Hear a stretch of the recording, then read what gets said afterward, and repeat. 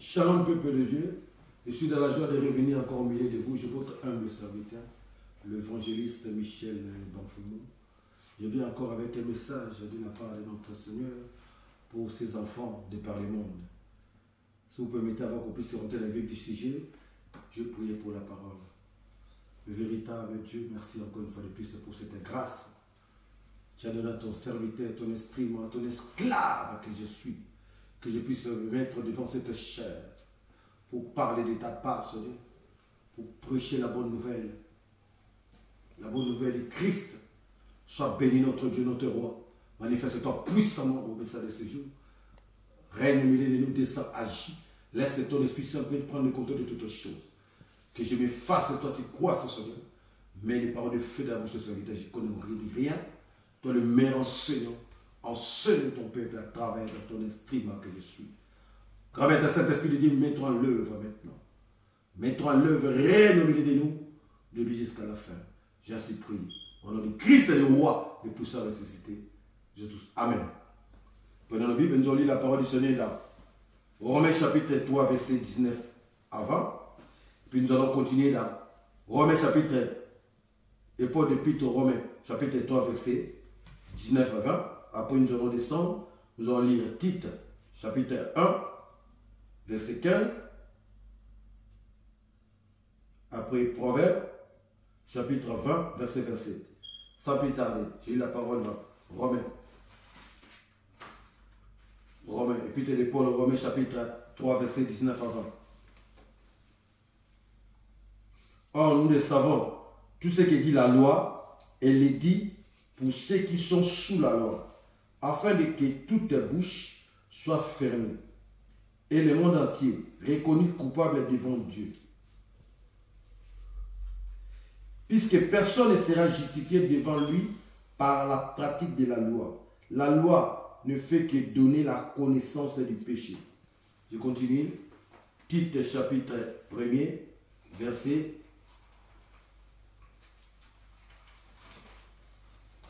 1 à 15. Verset 15, pardon. Tout est pur pour le pur, mais pour ceux qui sont souillés et qui n'ont pas la foi, rien ne pur. Leur esprit même et leur conscience sont souillés. Pour finir, Proverbe chapitre 20, verset 27.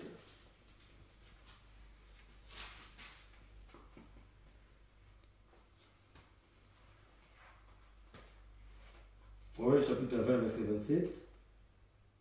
La lampe de l'Éternel, c'est l'esprit de l'homme qui pénètre jusqu'au très profond de son être. Proverbe 20, verset 27. La lampe de l'Éternel, c'est l'esprit de l'homme qui pénètre jusqu'au très profond de son être. Parole du Seigneur. Bien-aimés dans le Seigneur, vous savez, la loi a été faite pour l'homme et non l'homme pour la loi. Un homme juste, c'est qui? C'est quelqu'un qui a le cœur pur et qui a le cœur circoncis et qui a agi à l'égard de ses frères d'une manière sincère, ou d'un amour sincère et d'une fidélité incontestée, ferme. Et ce dernier est capable d'aller encore plus loin pour faire des sacrifices à l'égard de ses semblables ou de ses prochains. Notre thème de ce jour sera « Et Dieu est la conscience de l'homme ». Notre thème de ce jour est « Dieu est la conscience de l'homme ». La conscience est un instinct divin que Dieu a mis dans chaque homme ou dans chaque individu. Un écrivain français au nom de Jean-Jacques Rousseau a défini la conscience comme étant une norme imprimée dans la société, dans l'esprit de chaque individu, de manière à façonner les valeurs personnelles. Donc, agir contre la conscience serait agir contre la valeur de la société. Ceci paraît évidemment inévitable pour l'homme, car la conscience d'un homme ne se rattache pas qu'à Dieu seul, ne se rattache qu'à Dieu seul et à la loi. Donc la conscience d'une personne ou d'un homme se rattache qu'à Dieu seul et à la loi. Donc, en d'autres part, la conscience aussi, on peut le définir la conscience comme étant la voix de Dieu à l'intérieur de l'homme. Comme un miroir à l'intérieur de l'homme, quand l'homme se regarde avec son raisonnement, avec sa réflexion, et la conscience est comme un miroir qui reflète ce que l'homme pense, ou bien ce que l'homme veut agir ou veut faire. Donc la conscience, c'est une interpellation, si vous voulez bien. C'est comme un miroir. C'est la voix intérieure de Dieu. C'est la voix intérieure, la voix de Dieu qui agit à l'intérieur de l'homme pour te dire ce que tu fais est bien ou est mauvais. Dieu est la conscience de l'homme. Il y a une erreur que beaucoup de chrétiens se laissent faire, ou se laissent prendre, ou commettent quelquefois, c'est de laisser croire que la conscience est comme une faculté morale à part, qui aurait échappé à la corruption de la chute. Bien au contraire. Dans son épître, aux Romains, chapitre 2, au verset 12 à 16, l'apôtre Paul nous parle du châtiment ou des sentences qui attendent ceux qui ont péché sans connaître la loi. C'est-à-dire, ces derniers périront aussi sans la loi. Aussi, ceux qui ont péché. Nous sommes dans Romains chapitre 2, verset 12 à 16. Ceux qui ont péché sous la loi, ces derniers seront jugés aussi avec la loi. Aussi, l'apôtre Paul voulait nous faire comprendre que ce n'est pas ceux qui écoutent la parole qui sont justes devant Dieu, ou qui écoutent la loi, ou qui sont justes devant Dieu, mais ce sont ceux qui appliquent la loi, qui le mettent en pratique. À d'autres termes, ce n'est pas ceux qui lisent la parole qui sont justes devant Dieu, non, bien au contraire, mais c'est ceux qui mettent en pratique la parole de Dieu qui sont justes ou justifiés devant notre Dieu. Amen. Aussi, il ajoute ceci. Dieu jugera par Christ les actions secrètes ou cachées de tout homme, de chaque individu. Donc, la conscience est la fonction morale discriminante qui établit l'unité de la pensée et de l'action humaine.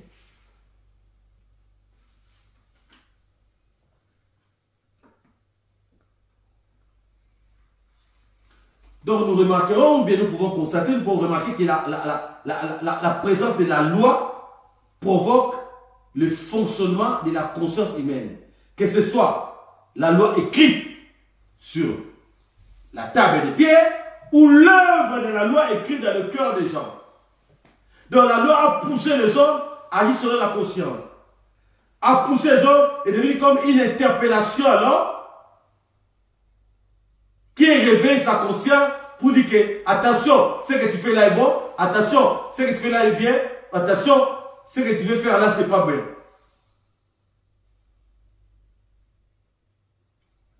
Vous devez savoir, bien aimé dans le Seigneur, l'homme a été créé pour glorifier et adorer Dieu. Et aussi guidé dans sa tâche par des normes auxquelles il se conforme en discernant le bien et le mal.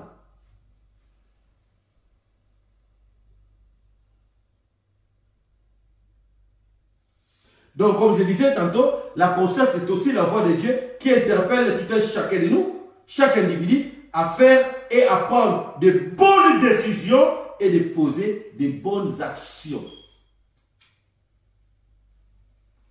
Donc, c'est aussi la voix de Dieu qui pousse, qui interpelle l'homme à poser des bonnes actions et à prendre des bonnes décisions.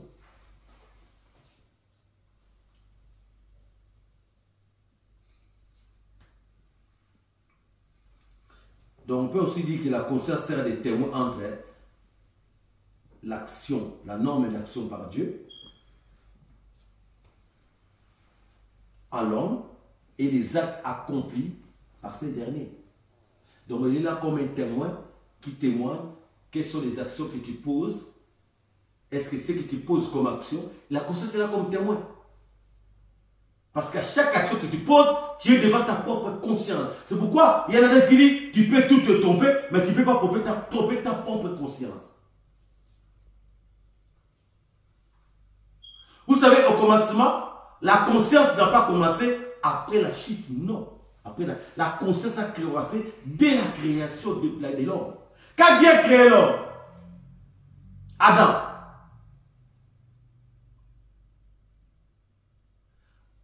il agissait avec une bonne conscience.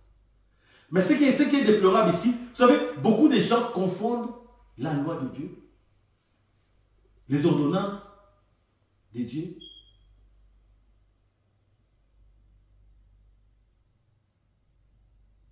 et le commandement de Dieu. Vous savez, dans le jardin, Dieu avait ordonné à Adam. Vous savez, quand Dieu donne un ordre, cet ordre devient une loi, un commandement, donc une obligation. Quand on dit une loi, c'est une obligation. Parce que Dieu a dit à Adam, le jour où tu mangeras le fruit, tu toucheras l'arbre ou le fruit de cet arbre, tu mourras. Donc, avant la chute, Adam agissait en âme, en une bonne conscience. Parce que sa conscience l'interpellait. La conscience, c'est la voix de Dieu, c'est l'Esprit de l'Éternel qui agit en nous, qui nous interpelle à prendre des bonnes décisions et à poser des bons actes ou des bonnes actions. Au moment où Adam avait désobéi à la loi de Dieu, en mangeant, en touchant, et puis en mangeant, il a péché doublement. Il ne faut pas toucher, il ne faut pas manger. Mais il a touché et il a mangé. Le jour où il a mangé le fruit de l'arbre de la connaissance du bien et du mal, il a automatiquement désobéi à la loi de Dieu. Vous devez savoir que la loi de Dieu, la loi ne se finit ou ne se termine pas, ou ne se focalise pas, ou ne se limite pas seulement à la parole. Chaque individu, chaque être humain, Dieu peut te donner une instruction. Si tu sais que Dieu a une mission avec eux, a une mission particulière avec eux, je vous donne l'exemple de Samson. Qu'est-ce que Dieu avait dit à Samson? De ne pas raser tes cheveux, de laisser pousser tes cheveux. Mais à la naissance de Samson, Dieu avait donné des instructions à ses parents, que cet enfant-là, les rageants ne passera pas sur sa tête, cet enfant-là ne buvra pas des boissons alcooliques. Ce sont des lois. Et quand une fois que Dieu donne la loi, cette loi devient une obligation. Quand les instructions de Dieu deviennent une obligation, c'est-à-dire quand tu désobéis à ces instructions, c'est-à-dire que tu désobéis à cette loi, tu es condamné. Ne vous étonnez pas, c'est pourquoi dans le jardin, Dieu avait dit à Adam, le jour où vous mangerez, vous toucherez, vous mangerez, au fruit de l'arbre défendu, vous mourrez.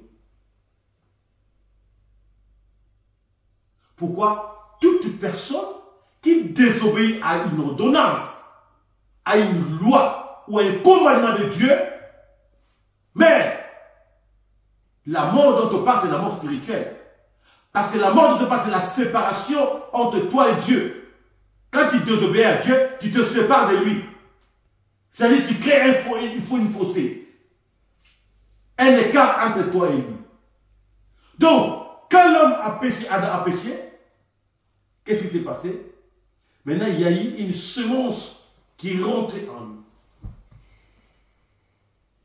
Donc, dans l'homme, c'est retrouvé maintenant deux semences. La semence du bien et la semence du mal.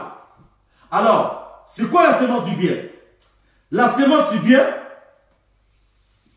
et la semence du mal. La semence du bien, c'est la semence du bien. La première, il y avait deux semences qui étaient entrées en lui. La première semence, c'est la semence du bien. La semence du bien qui l'aidait quand même à être exaucé et rester quand même, qui lui permettait, jadis, à être en contact permanent avec son Créateur, malgré qu'il a péché. Et la seconde semence, c'est la semence du mal. La semence du mal, c'est quoi? C'est la semence qui pousse l'homme ou les lois d'avantage de son Créateur. Donc il y a eu deux semences qui est rentrée en l'homme. La semence du bien et la semence du mal. Donc la semence du bien te pousse quand même à chaque fois que l'Esprit de l'Éternel puisse t'interpeller. C'est ce qui s'est passé à Adam. Malgré ça, vous avez remarqué, la Bible dit que le Seigneur dit a tué l'animal, a pris la peau de la bête. Il est venu découvrir. C'est-à-dire, la relation n'était pas coupée. Ils étaient restés quand même en contact avec Dieu. Or, la semence du mal, c'est-à-dire quoi? Maintenant, il y avait deux semences qui se battaient. Le diable le pousse davantage dans le mal. C'est-à-dire que l'autre côté, il y a la semence du bien qui les retient. Cela va de soi dans la vie de tout enfant de Dieu, de chaque être humain sur la terre. À chaque fois, nous devons agir. Nous sommes devant notre propre conscience. Quelle dit notre conscience? Dieu devant ta propre conscience. Est-ce que ta conscience te dit de faire ce que tu es en train de faire? Parce qu'à chaque fois, la conscience t'interpelle. L'acte que je pose, est-ce que c'est un bon acte? Est-ce que l'acte que je pose glorifie mon Dieu? Est-ce que l'acte que je pose rend gloire à mon Dieu? À chaque fois, la conscience. Une personne, ne vous étonnez pas. Vous savez pourquoi Adam, la Bible nous parle, il est devenu un être animal.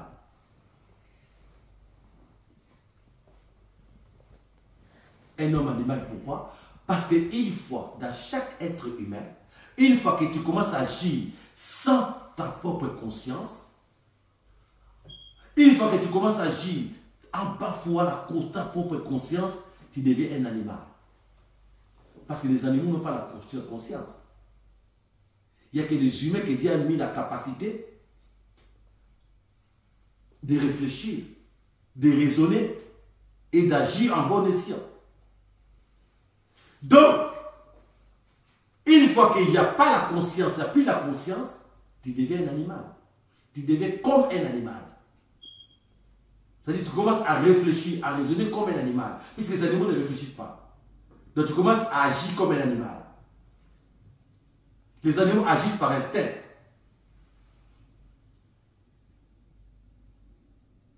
Mais nous agissons par la conscience. C'est pourquoi Dieu laisse chaque individu devant sa propre conscience. Regarde, nous venons de lire ici, Romains 2. L'apôtre Paul nous dit ceci, dans Romains 2, nous venons lire, chapitre 16, et chapitre 2, verset 16 à 19, que Dieu jugera les pensées secrètes cachées de l'homme. C'est-à-dire, les pensées, tout ce qui te pense en bien ou en mal, c'est ça que Dieu va juger. C'est pourquoi faisons attention à ce que nous pensons. Parce que les actes que nous posons commencent d'abord par les pensées. Une fois que tu agis mal, c'est que tu te laisses dominer par la semence du mal. Puisque dans ce monde que nous sommes, nous vivons, il y a des côtés les bien, il y a des côtés le mal. Il y a des esprits. L'esprit qui nous pousse, l'esprit du Seigneur, qui nous pousse davantage à agir en bien. Et l'esprit du malheur, qui nous pousse toujours à agir mal. Mais maintenant, donc tu es devant ta propre conscience. La conscience est là, comme témoin. Il t'interpelle. Dieu fait le bien, attention sur ce que tu fais n'est pas bien. C'est l'Esprit de Dieu en l'homme. La voix de qui parle. Mais une fois que tu bafoues la conscience, tu commences à agir, à raisonner, à réfléchir comme un animal. À raisonner, à agir, comme un animal. Vous avez remarqué des personnes, ils posent des actes sans se rendre compte. Ne vous étonnez pas, vous allez voir, on appelle des autres personnes, on les appelle des psychopathes. Des psychopathes, comment une personne, c'est-à-dire une personne est capable de prendre un petit enfant, l'étrangler, l'égorger, les tuer. Il y a beaucoup de psychopathes ici. Pourquoi? Ces gens-là commencent à agir comme des animaux. C'est-à-dire qu'ils n'ont plus la conscience. C'est ça l'objectif des diables. Transformer les êtres humains en animaux.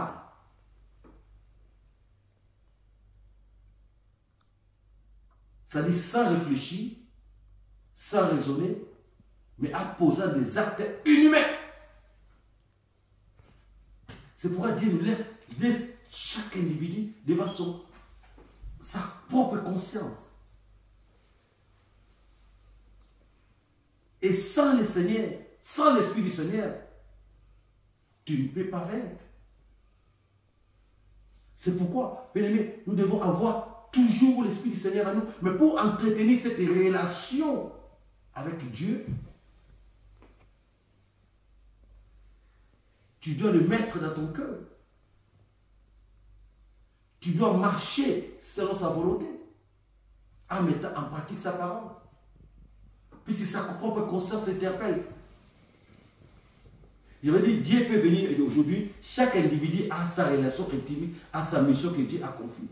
Dieu peut venir, c'est une personne, il vient chez toi, il te donne des instructions, il te donne des lois. Tu es obligé. Une fois que tu désobéis à ces lois-là, ces lois déviennent, ces ordonnances ou ces instructions à Dieu, c'est une loi. C'est une ordonnance. Tu es obligé de l'appliquer. Une fois que tu désobéis, quand Samson a désobéi, il a fini comment?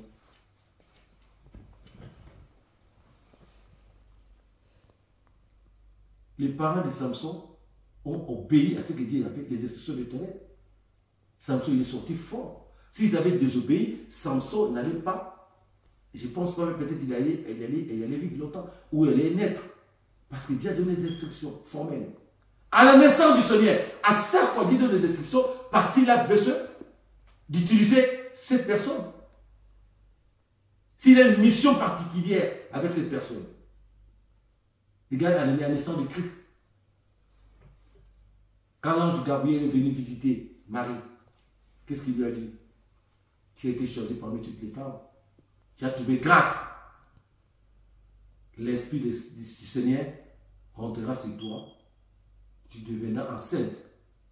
Mais pendant toute cette période, Marie était mariée, bien sûr. Attention, Marie, tout le monde, nous savons très bien que Marie était mariée.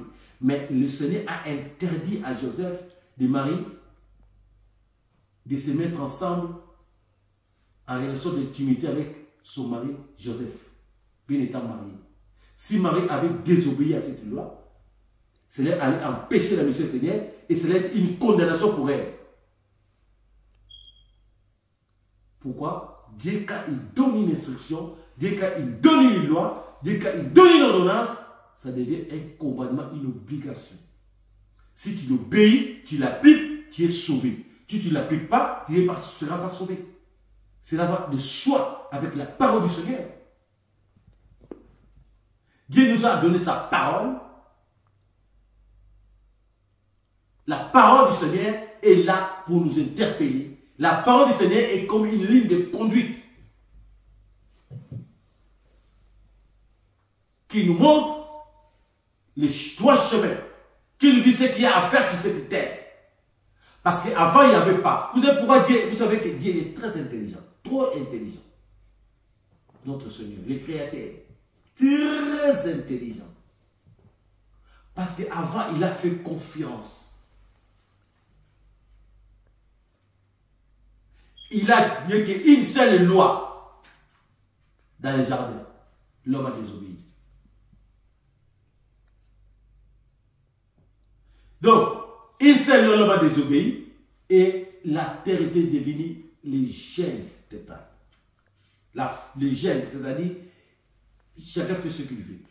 Il y avait une confusion. On ne savait pas qui sont les êtres humains, qui sont les animaux. Et les animaux et les humains, ils étaient devenus pareils. L'agissement. La terre est devenue, les hommes sont devenus comme des animaux. Agis comme des animaux. Et l'Éternel a dit que non. Malgré toutes les punitions possibles. Dieu a détruit le monde par l'eau. Mais il continue. Dieu a détruit le monde, une partie, par le feu. Sodome et Gomorrhe. Mais il continue. L'Éternel dit que non. Pour l'homme, il faut donner des lois. Il faut une loi pour l'homme. Pourquoi? Parce que l'homme, sans la loi, il ne pourra pas. Regardez, il a mis la loi, mais il a désobéi. C'est-à-dire, Dieu est venu pour vous garder toutes ces choses. Il a mis la loi, il a mis les instructions. La loi était là pour interpeller l'homme. Mais nous sauterons, c'était dans l'ancienne alliance. Mais la nouvelle alliance est venue avec Christ. Il est venu avec la grâce. Dieu est venu avec la grâce. C'est-à-dire qu'il accepte Christ, son fils unique, le seul Seigneur de sauver de ta vie, et qui marche selon la volonté de son fils, tu seras sauvé. Si tu marches selon la volonté du fils de Dieu, tu es sauvé.